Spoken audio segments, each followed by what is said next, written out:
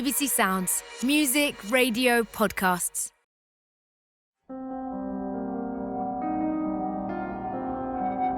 One summer night, Gabby and Troy went to the movies.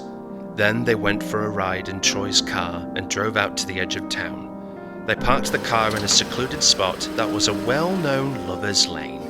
From there, they could see the lights up and down the valley. As they gazed out at the lights of the town, Troy put his arm around Gabby and switched on the car radio so they could listen to some romantic music.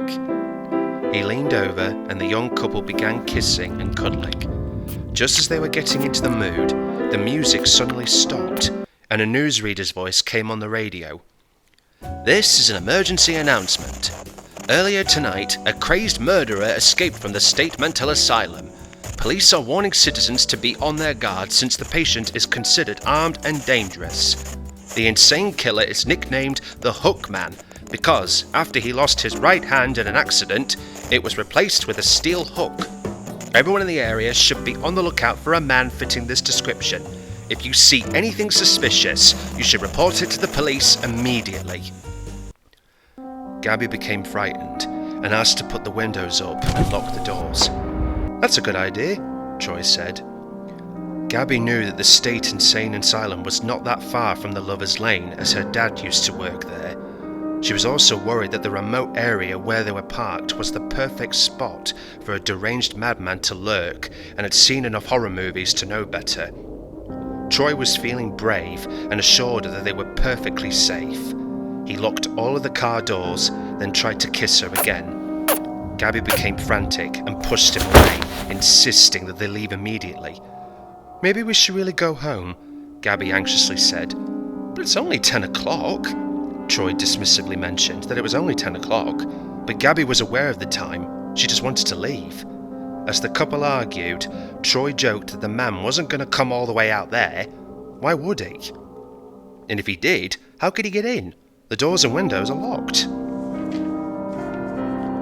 Unable to persuade a now terrified Gabby to stay, Troy, in a huff, started up the car.